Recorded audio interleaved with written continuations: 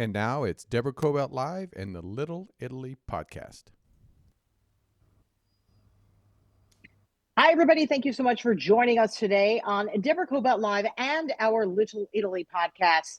And I have such a treat on my shows today. I've got Pasquale Esposito, Italian-born tenor from Naples.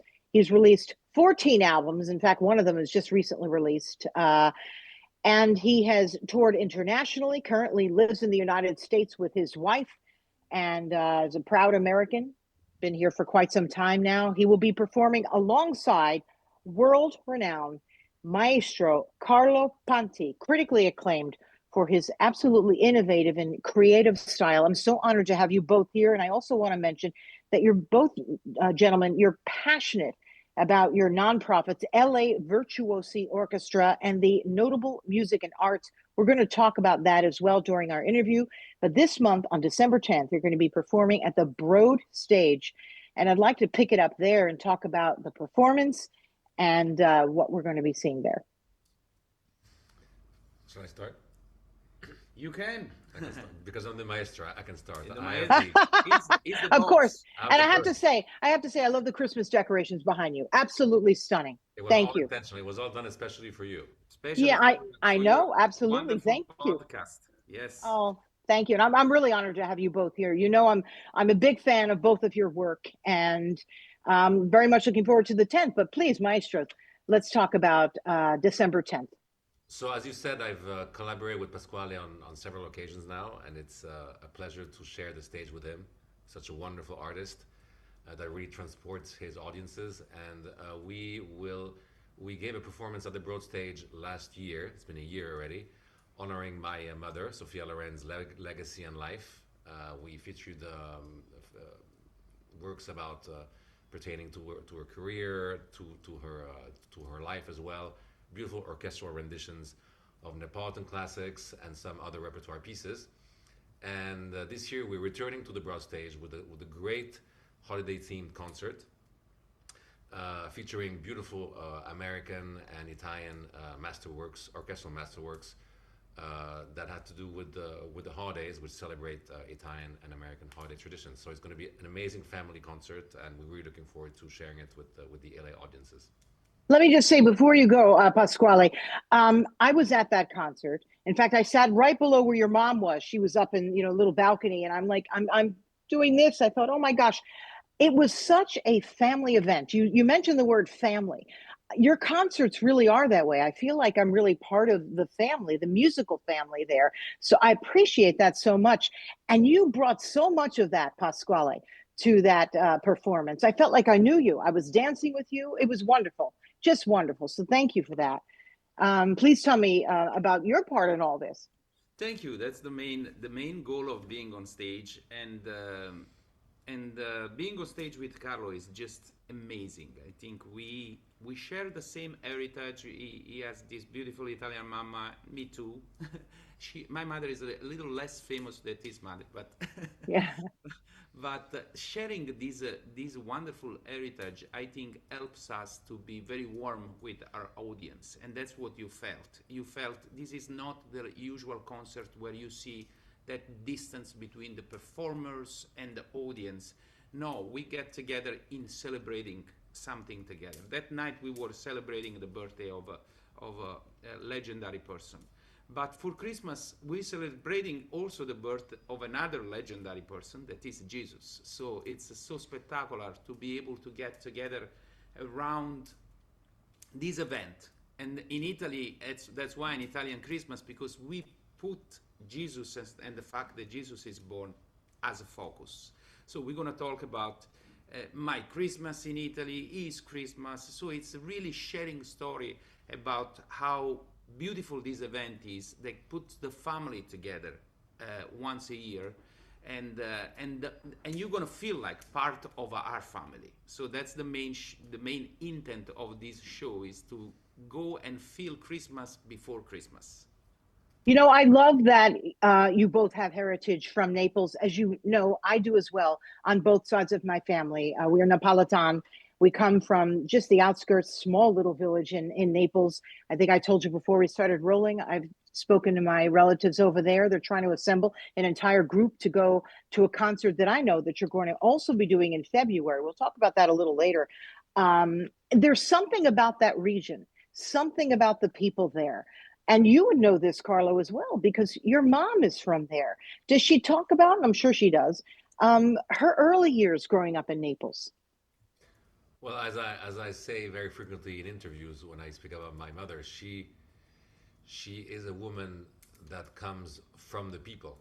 You know, she Yeah, wasn't born in wealth. She wasn't born in privilege. She knew poverty, and during the war, they had very difficult times. They many times couldn't even eat. So she always kept that link, that relationship with the public, and that also transcended to her work. You know, she acquired fame in Loro di Napoli, which is a film in which she played, a pizza vendor from the street. So that's right. that ethos of being part of the people, of being a woman of the people, of being in a sense a diva of the people, has never left her, and has really described her artistic persona as well. So I think that the conviviality in Neapolitan culture is very is very high. It's very strong, and to live in Naples is really to be a part of the family. To feel that your community is a family. You know, you speak with your neighbors. You're in the street, and you speak with the person in the apartment upstairs, and you see it from the street, and you gossip with everybody around. So there's really this conviviality that I think will transcend into the concert. I think that the concert goers will really feel as part Yeah. of one unit during that performance because of this cultural tendency in Naples. Mm. Talk to me about how you two collaborate, and actually start with how did you two meet? Because very unlikely, right? Even though I know that you are, of course, Pasquale from the Naples area, but how did you meet in the first place, and how did you instantly decide this I, is a I terrific collaboration? Go ahead. I remember the first time I met Carlo. I was touring around with my first PBS special that was a tribute to Enrico Caruso.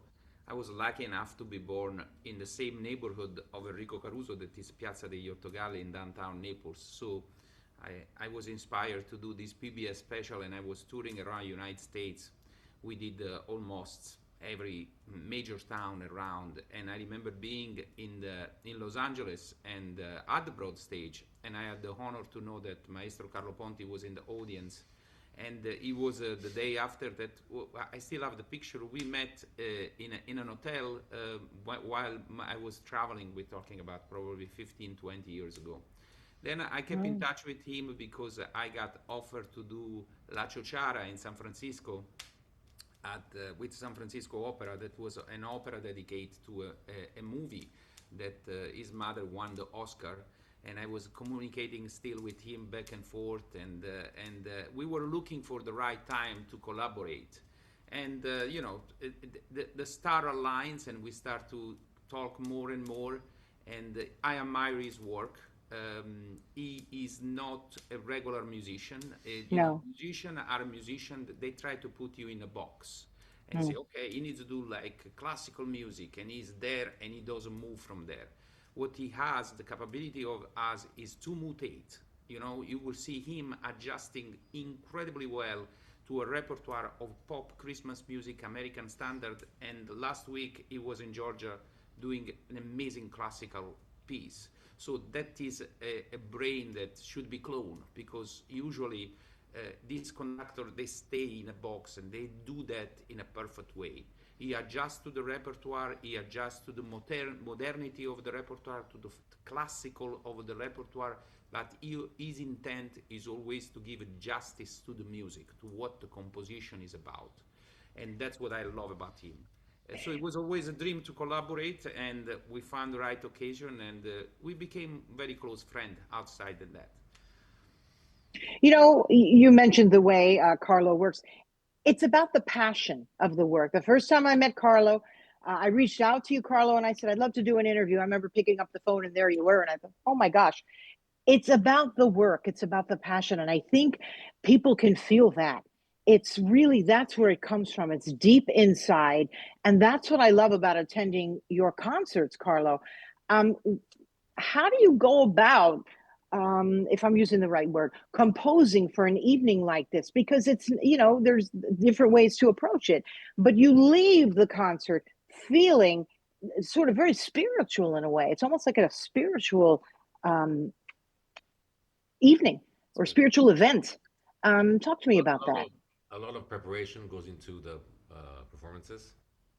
I believe that no matter what is being performed, either classical repertoire, crossover-ish repertoire, like will be in this Yeah, December performance, it doesn't matter. The same level of dedication and care goes into it, there you go.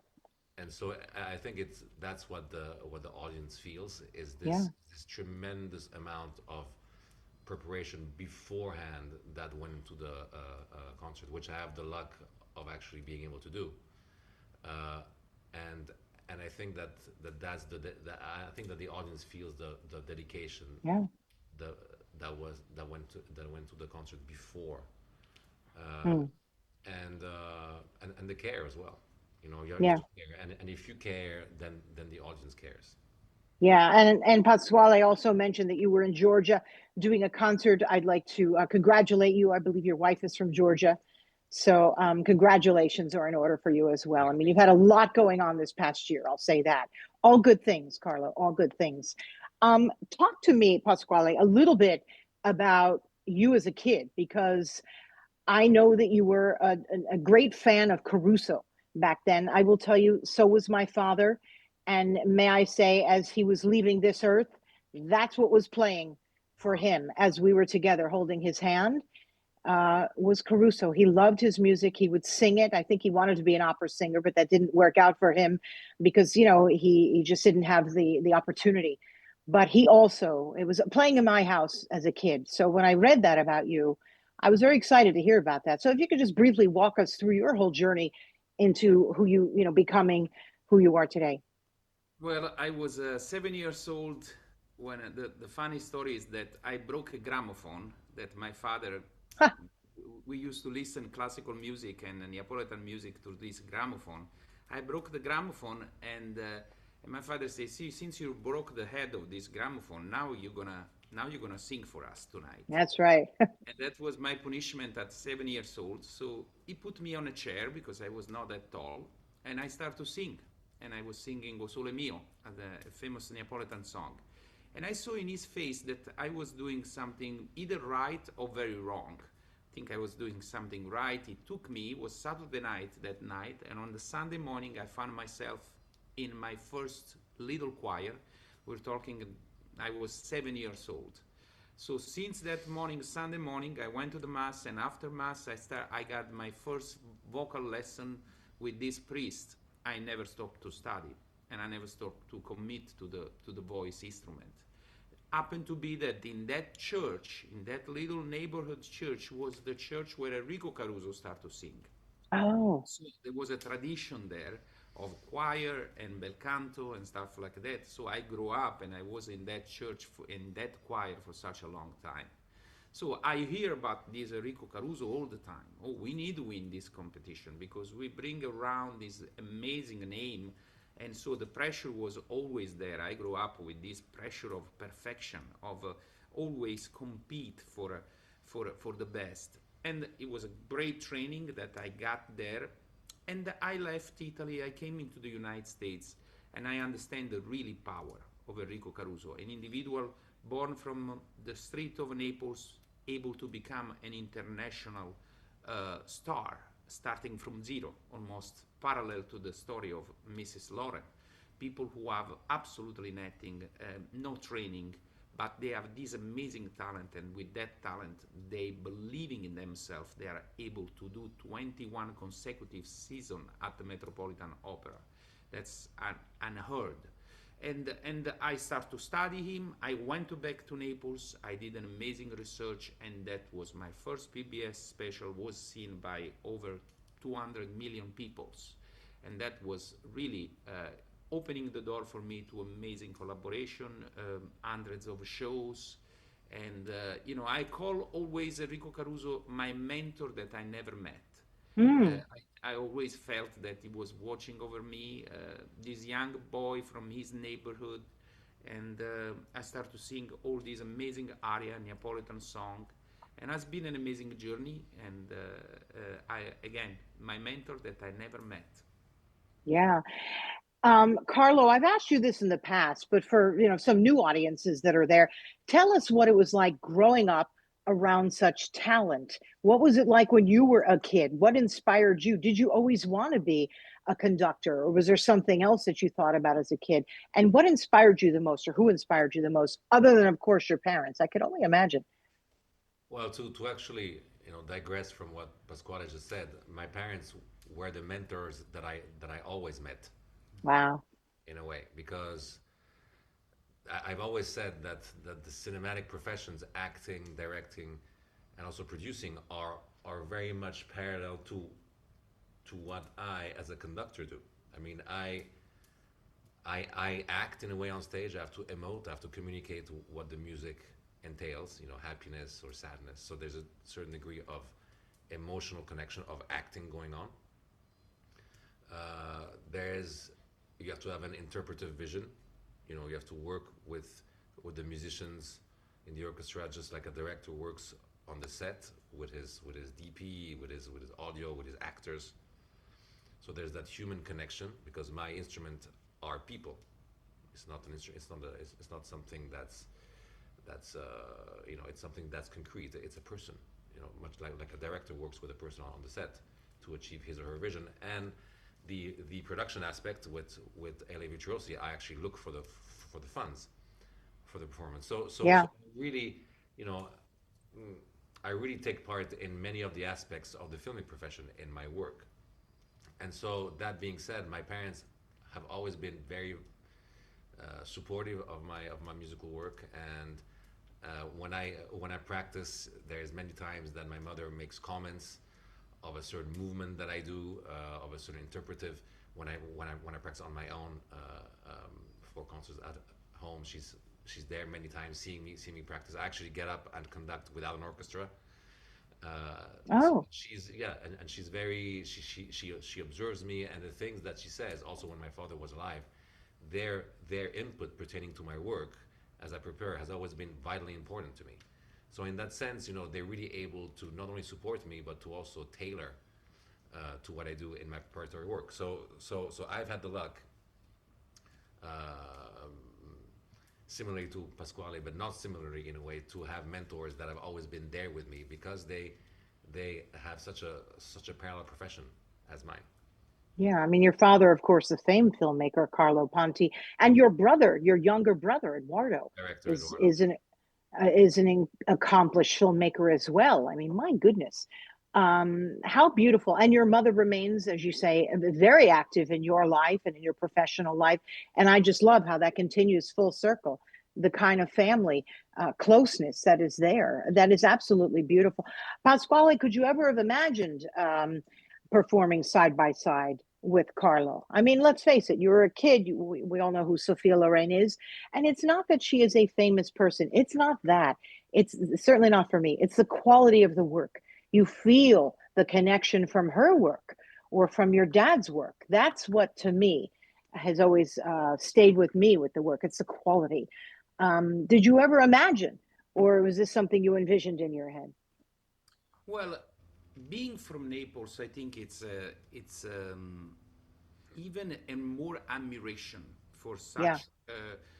When you're gonna, I hope you can attend the event on the 21st, and Carlo is coming there a little early, so I cannot wait to share with him the love that Yeah. Italy has for his mother, and Naples especially. Naples, the downtown of Naples, there is no place that you go and where you don't see the picture of his mother, almost like it's a religious person picture. And let me tell you why. This is something to really, I work a lot to understand how a person can become a mythology. A person becomes admired by other when there is that quality that comes from zero. If you start from zero and you become who become, just because your amazing ability, you become a diva, you become a star. I always talk with my young student, with my non-profit. We mentor both young student, and I always tell them to believe in themselves. And those people who we are talking about, center you apart. Mrs. Lauren, Enrico Caruso, people born in the street with nothing in their pocket, be able to win an Oscar, be able to become the first record artist in the history of music. Those are people who makes the difference. What's special about these people? It's not luck. It's the capability to believe in themselves and apply methodically as a religion, understand that art is a mission, and finding that form of art. When I listen and read about Mrs. Lauren before I collaborate with Carlo to write that show, I read hundreds of books. She didn't go to a very special coach that made her the actress that she is. No, she was cultivating that seeds that nature gave to her. And I believe that in many students, in many young people, there is that seeds, and that seed need to be cultivated. And it's not with the artificial intelligence that we're going to do No. that. Oh, It's with commitment, and sacrifice. would you like to add to that, Carlo? That was so beautifully said. I can't. That's incredible. Well, I think that, as per what I've touched on before, I think that any legendary figure in in in any art form, or even beyond art, I think that what creates a legendary person, meaning a person that is remembered by others, that is revered by others, is the care. Yeah, If they care about the work, then it shows, and then people are actually transported by it. If you don't care, so it's the amount of care. If I you really agree. care about something, there is no stopping you. Yeah. In I anything, even beyond art, in the family, if you care, those four little words are so important for human human relations, actually, for human right. interactions. You have to care. If you really care, in a sense, there is no stop. That's the first point, is the first requirement, so to speak, for greatness, for to achieving something really meaningful. Hmm. You And know, go, please. I'm learning from this conversation that you say care, I say commitment, but commitment and care have such a bridge between. You commit to someone It's the if you same word. care. You actually Yeah. commit because you care, Yes, it's all. That's and you beautiful. care because you commit. So it's Yeah. they're reflexive.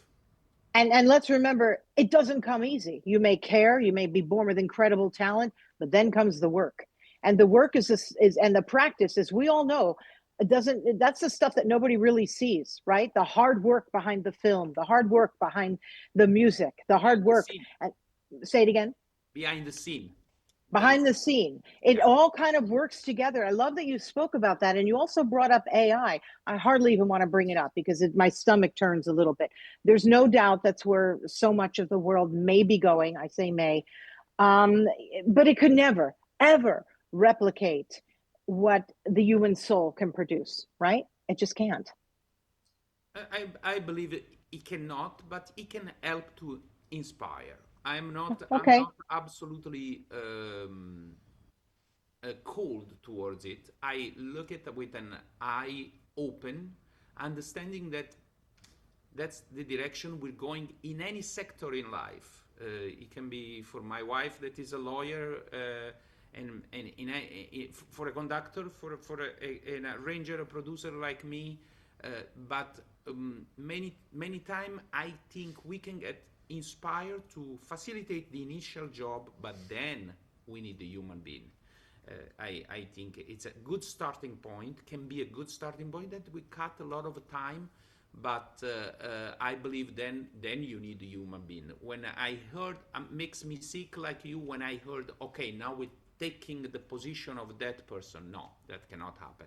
The human being brain can never be substitute, if I can say.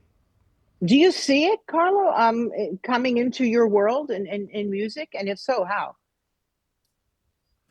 I think that AI, it's a tool to, as a friend of mine very astutely put it a short while ago, that I heard this comment, which I thought was very to the point and very good. I think that AI is good to rearrange what is already there, Mm. to take from existing factors, from existing elements, and to create, let's say an essay, if you want to write an essay, because it takes from things, elements that already exist on the internet and rearranges it. But to actually create something from scratch, AI cannot do that, and the human mind can do that. Humans can't do that, and the degree the issue with AI is that the product is too perfect. It doesn't have imperfections. It doesn't have any soul, and I Mm. think that imperfection is the key to beauty, to creative beauty. Because it shows, it makes us fallible, and that fallibility, I think, is the key to really appreciating something, because it's not perfect, because perfection is dead. Perfection has no character, has no personality. It doesn't transport you. If something is imperfect, it's perfectly imperfect in a way. So Yeah. perfection go hand in hand, are necessary to actually really appreciate something. And Well, going back to the December concert, I think that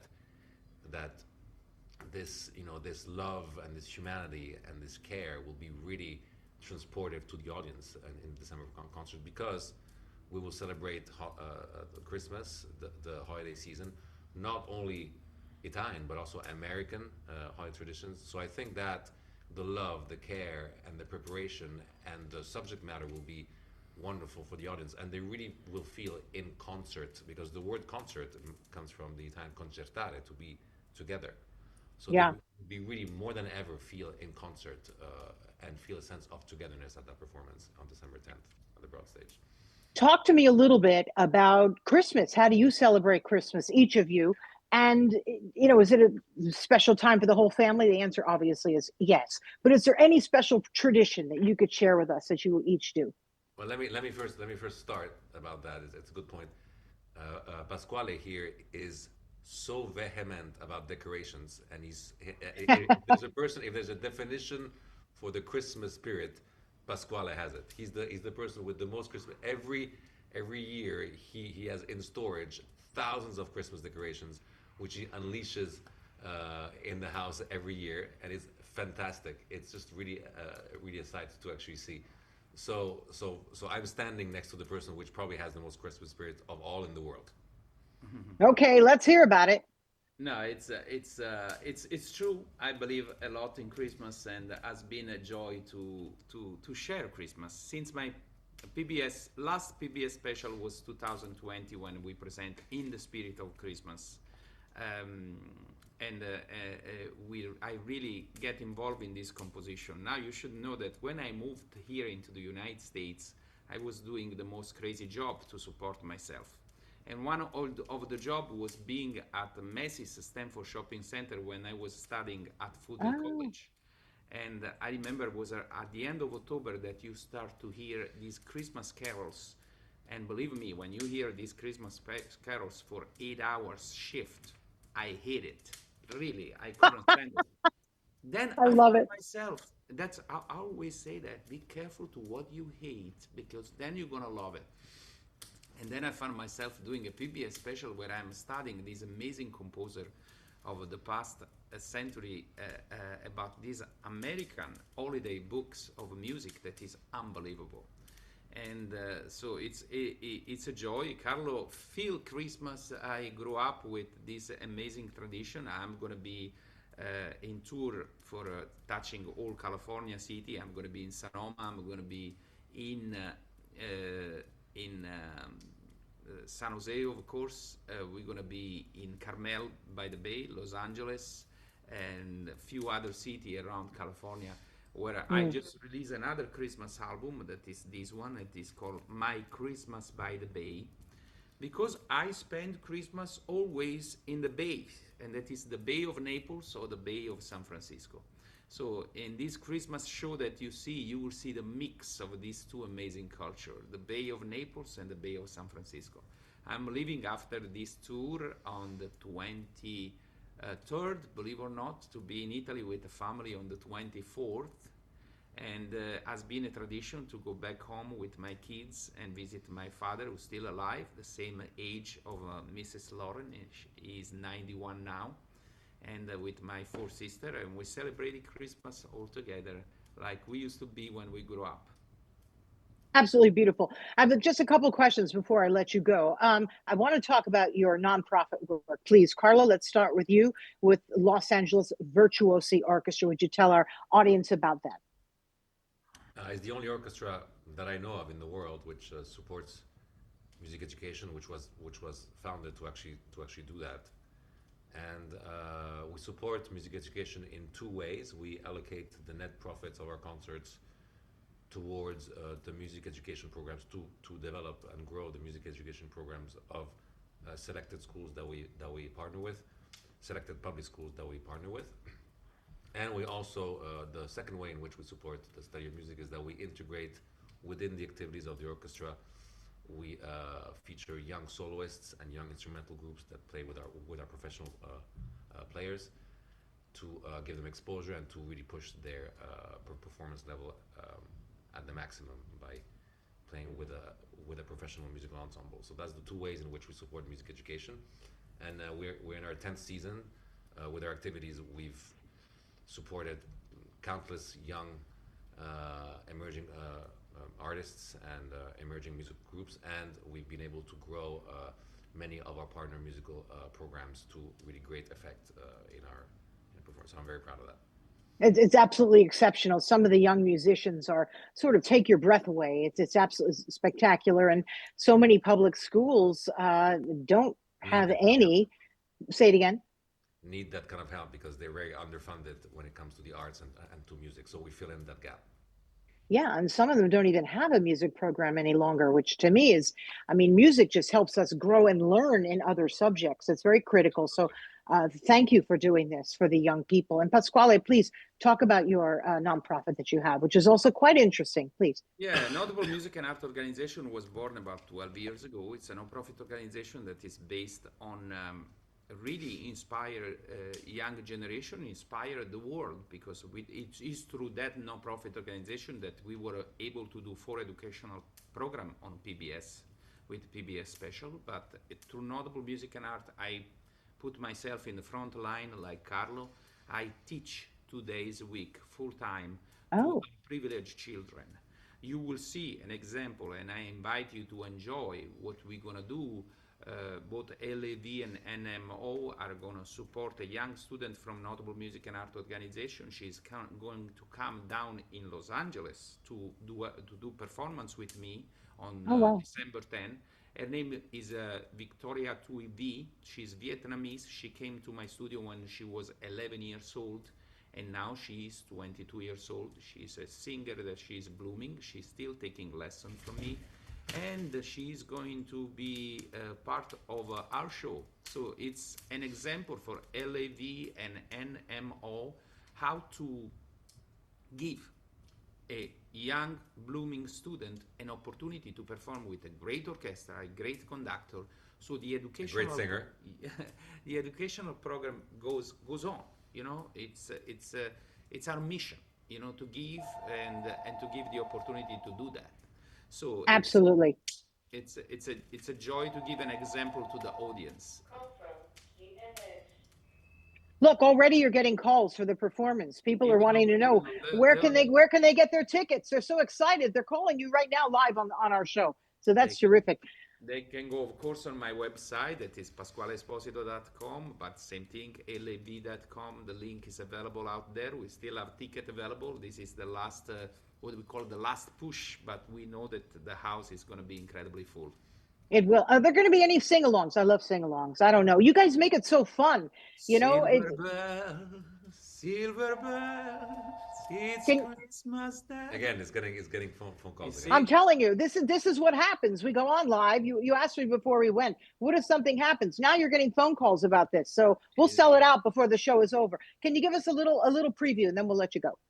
Please. You were kind enough to start singing. Let's do that. Let's hear Oh a yeah, little I more. know. I was just thinking about some sing-alongs.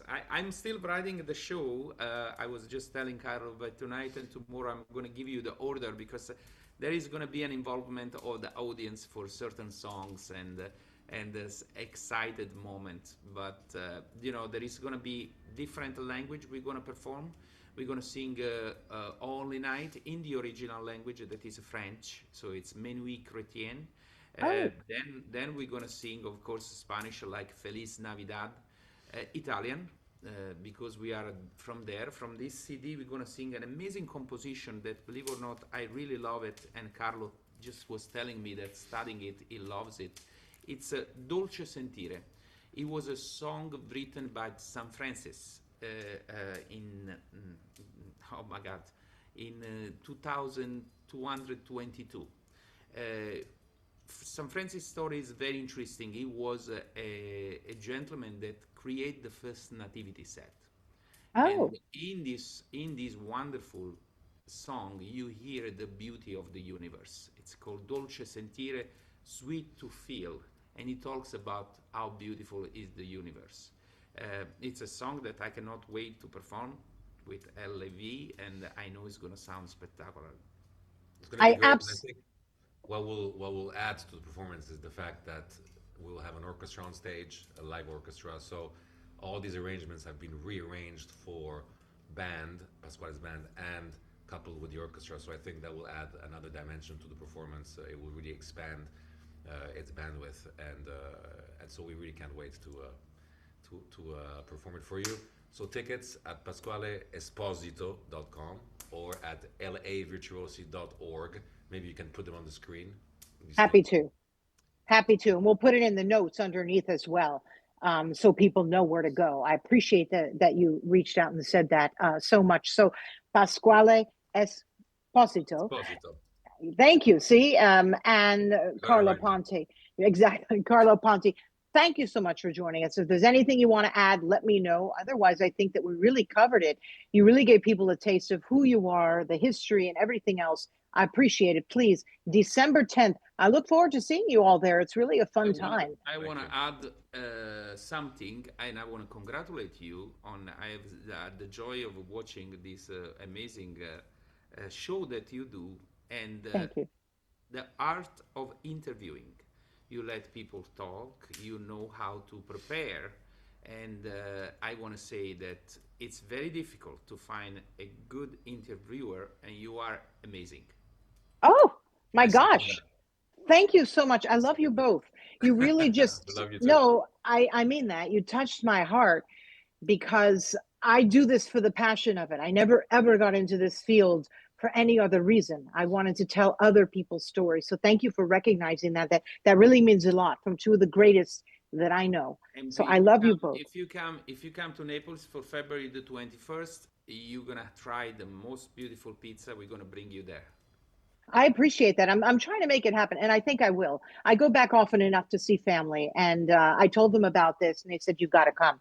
So I'm working on it, but I think it'll work out. I don't really seem to have many conflicts. That will be exciting. Wow. So thank you both so much. I can't tell you how I appreciate it. And people, please, you can go to our page as well because we're going to, put a note down on how you can purchase tickets. It's also just a fun evening. It's a great venue. I love the Broad. Parking's easy. Just the whole situation is an easy place to go. Great acoustically, and you're going to see two of the very best. It's really wonderful, and a great community too for the holidays. So thank you both from the bottom of my heart for joining us. And you'll find our interview, Deborah Cobalt live. We're going to be pushing this out, and on our Little Italy podcast. It's on both. So I appreciate it. I also want to mention one more thing. I'm up for 2 National Press Awards this weekend, this Sunday. So fingers crossed. Congratulations. Congratulations. Thank you. I'm Buon really honored Natale. about that. Happy Pardon? Christmas. Happy Christmas. Buon Buon Natale. Natale. Thank you. Thank you. Buon Natale, and we'll see you all next time. And hopefully see you at the Broad on December 10th. Ciao, ciao. December 10th, 8 p.m. at the Broad Stage. Ciao. Bye. Bye. Happy Christmas. Happy Christmas.